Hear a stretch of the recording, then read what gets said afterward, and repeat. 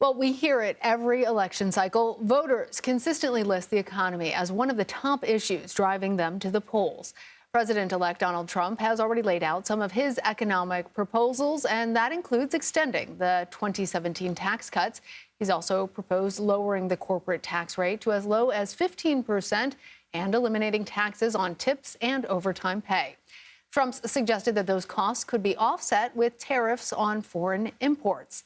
CBS News contributor J.D. Durkin joins us now. J.D., I want this to be really specific and valuable to our viewers. So what could the Trump presidency actually mean for inflation, for the price of goods, particularly when we're talking about groceries, because we know that's a big issue? And we certainly is, and we certainly know that the priority for the soon-to-be president is for tariffs, which economists do very honestly say these are taxes on imported foreign products that come to this country. So even though now President Trump is going to make a lot of promises and say that tariffs will help bring down the cost of goods and help raise wages, economists, especially in terms of food imports, they've still very much been arguing the opposite, Lana. They said there could be more short-term pain. That was actually something that even Elon Musk said before the election could be the case. I think the hope is that despite that short-term pain in terms of, pressure at the grocery store and pressure on oil and these other things that Americans spend money on, that in the long term, you could actually have a bit of that relief.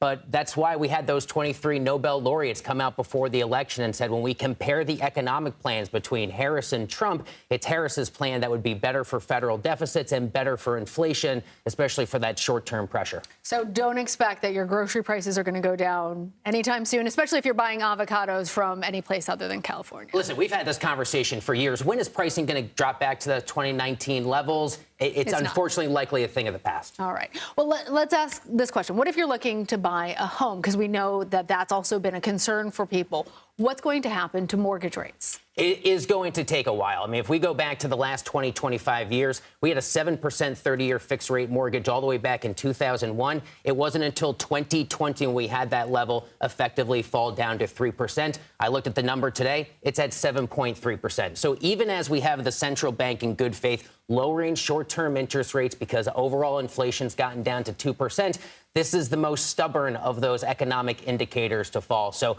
unfortunately for individuals, you're probably looking at a very long time horizon before you have a lot of relief. But this is an opportunity, as you and I talked about earlier this week, to perhaps refinance. If you're committed to your situation, committed to the home that you're going to be in for quite some time, and you're trying to ease some of those pressure around the edges for those interest payments, that is a good opportunity to consider. But economists say if you're still, if you're pretty late, rather, into that mortgage agreement that you have, that's probably not the best opportunity to refinance. All right. So grocery bills aren't going to come down.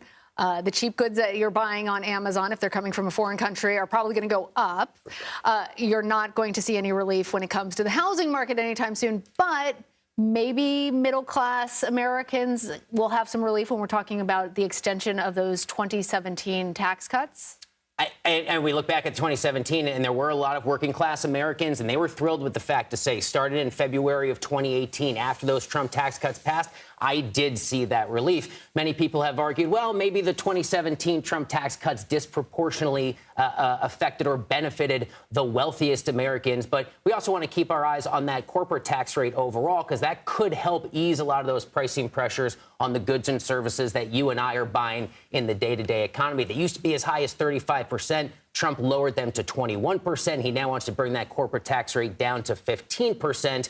That could allow some of these major corporations that trade publicly to bring down some of their own prices and make key investments that could help relieve some of the burden. So good for individual take-home pay, not good if you're concerned with things like the national debt and our ballooning federal deficits year over year. All right, J.D. Durkin, thank you. Thanks.